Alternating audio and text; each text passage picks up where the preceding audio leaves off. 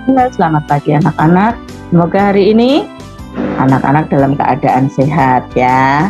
Nah, hari ini kita mau belajar tematik. Kita sudah memasuki tema 2, subtema 1.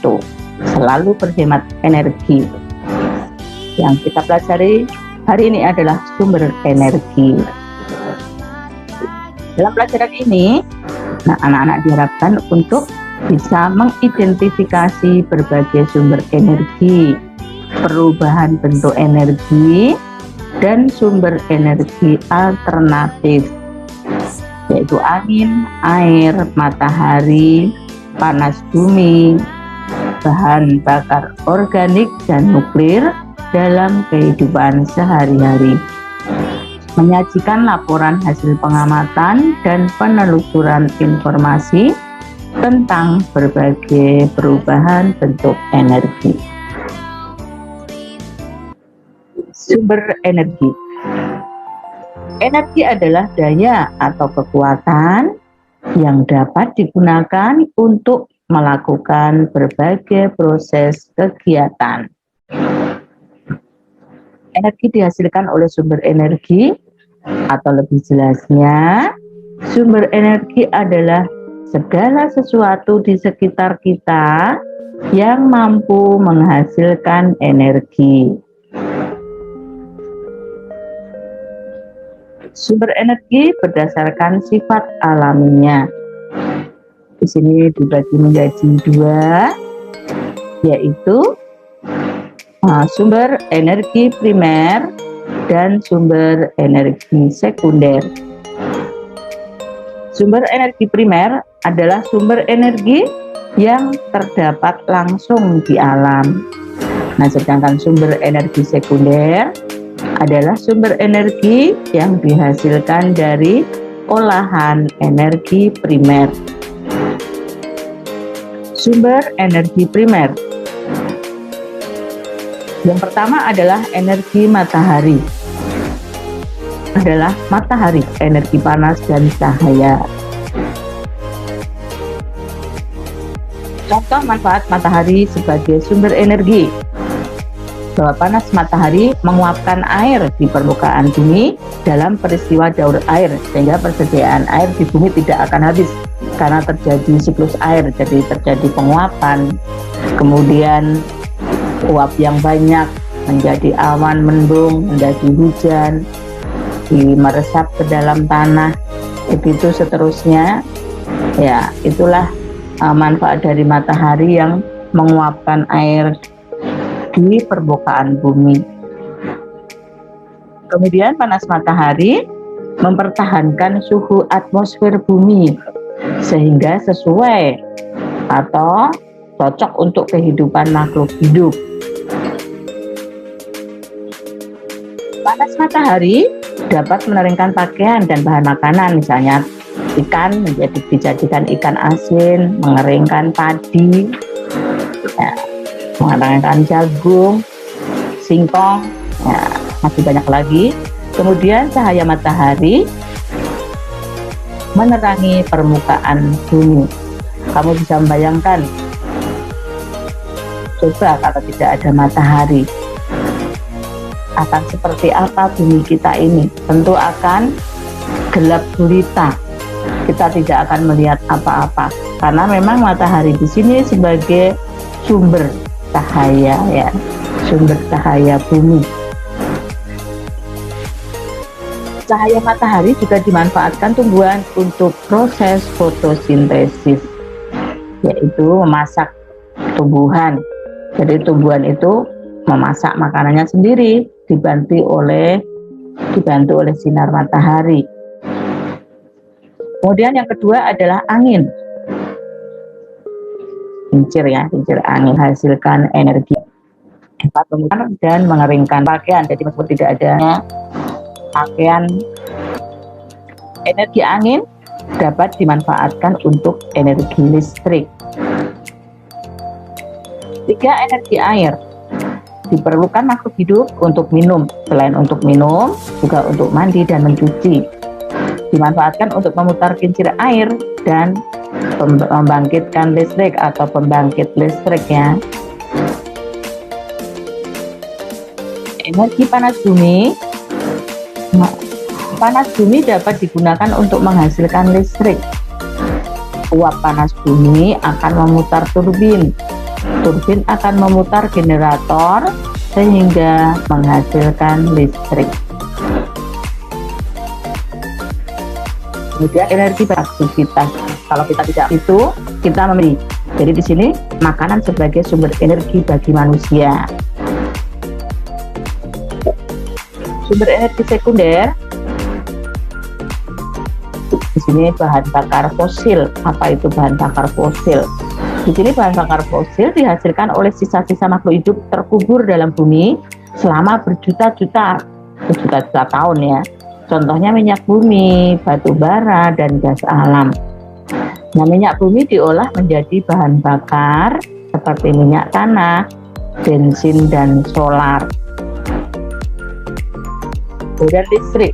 Listrik dihasilkan dari sumber energi lain. Nah, listrik dapat dimanfaatkan untuk penerangan, memasak, mencuci, dan menyetrika atau menggosok baju. Nah, kelebihan dari energi listrik adalah tidak menimbulkan polusi, dan yang kedua, mudah diubah ke dalam bentuk energi lain. Sumber energi berdasarkan ketersediaannya, yaitu dibagi menjadi sumber energi yang dapat diperbarui dan sumber energi yang tidak dapat diperbarui. Tentu anak-anak bisa membedakan apa bedanya ya antara sumber energi yang dapat diperbarui dengan sumber energi yang tidak dapat diperbarui. Di sini sumber energi yang tidak akan habis. Contohnya matahari, angin, dan air. Ya, itu tidak akan habis, berarti dapat diperbarui. Nah, sumber energi yang tidak dapat diperbarui, bahwa sumber energi ini dapat habis. Contohnya minyak bumi dan batu bara.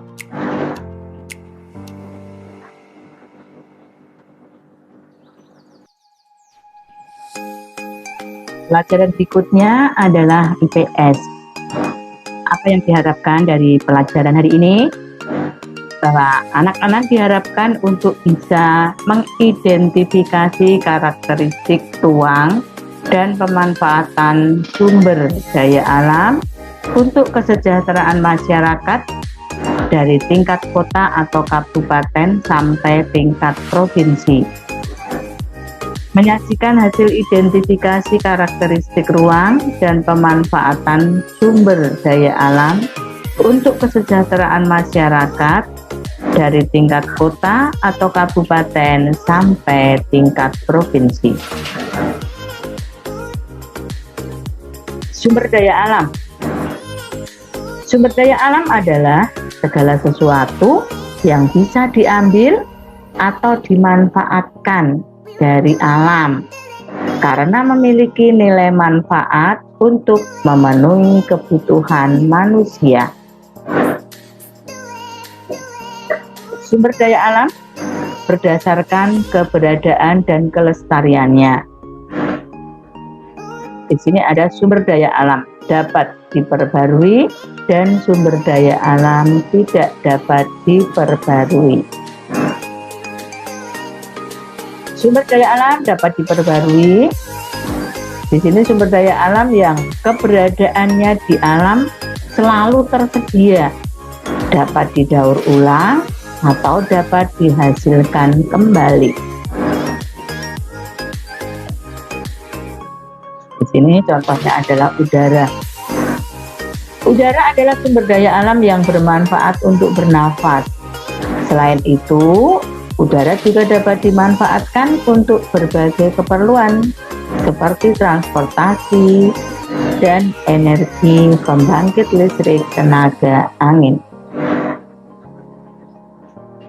Kemudian yang kedua contohnya air. Sebagian besar wilayah Indonesia adalah perairan.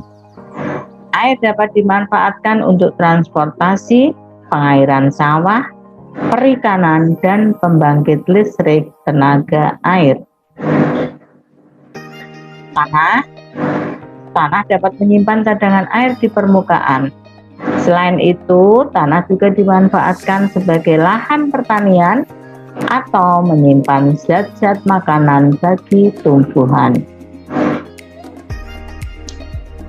Hewan.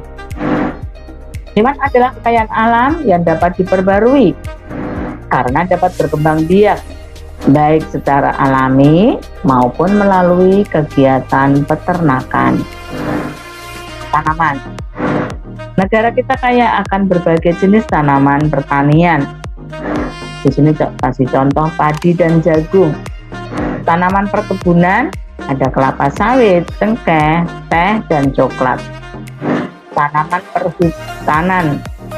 Nah, di sini ada jati. Sumber daya alam yang tidak dapat diperbarui. Sumber daya alam yang keberadaannya akan habis jika digunakan secara terus-menerus.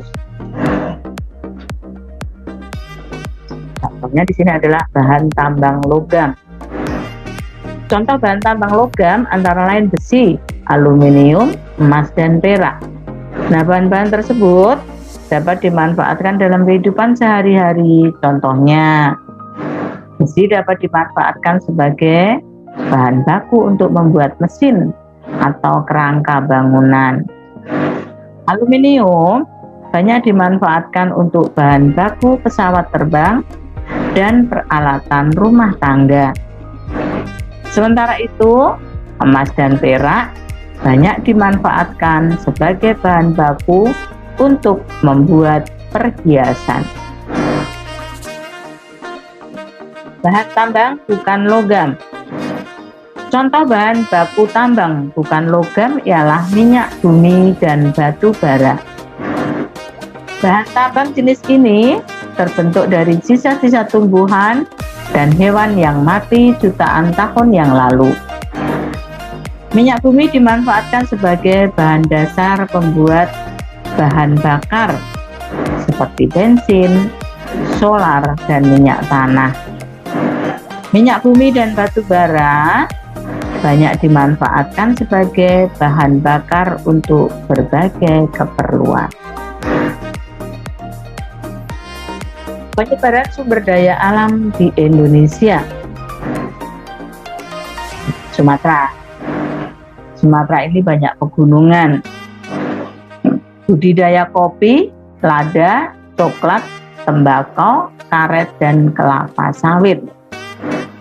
Di Sumatera juga kaya akan hasil tambang seperti minyak bumi, batu bara, dan timah. Minyak bumi dan batu bara dimanfaatkan untuk bahan bakar. Kemudian Jawa. Di Jawa memiliki pegunungan, dataran tinggi, dataran rendah, dan pantai. Daerah pegunungan dan dataran tinggi, jadi tanaman yang cocok adalah teh, kopi, dan kina. Dataran rendah, persawahan yang subur di Indonesia. Pesisir pantai, terdapat budidaya ikan laut, rumput laut, pertanian garam, maka banyak petani garam kalau di pesisir pantai itu ya, di tepi laut, dan penjemuran ikan asin.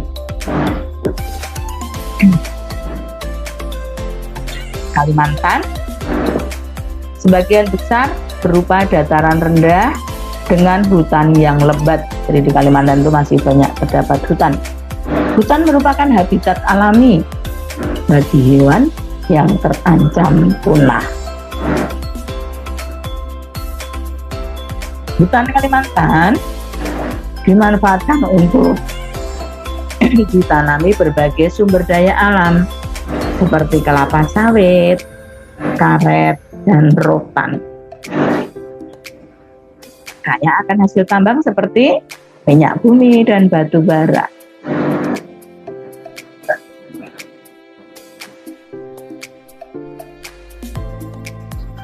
Sulawesi. Di Sulawesi banyak menghasilkan pala dan jagung. Jagung dimanfaatkan sebagai bahan makanan Sedangkan pala dimanfaatkan sebagai bumbu masakan. Sepanjang pantai Sulawesi dimanfaatkan untuk perkebunan kelapa. Banyak menghasilkan barang tambang seperti aspal. Nah, aspal dimanfaatkan untuk pembuatan jalan raya. Papua, sebagian besar wilayah berupa hutan konversi dan hutan lindung. Sagu merupakan salah satu sumber daya alam Papua. Sagu dimanfaatkan manusia sebagai makanan pokok. Jadi orang Papua makanan pokoknya tidak nasi seperti kita, tapi mereka makan sagu. Sagu sebagai makanan pokok orang Papua. Menghasilkan rempah-rempah yang disukai di pasar internasional. Hasil tambang sangat beragam, seperti tembaga, emas, dan logam. Emas untuk bahan baku, pembuatan mata uang, dan perhiasan, seperti anting-anting, cincin, kalung, dan gelang.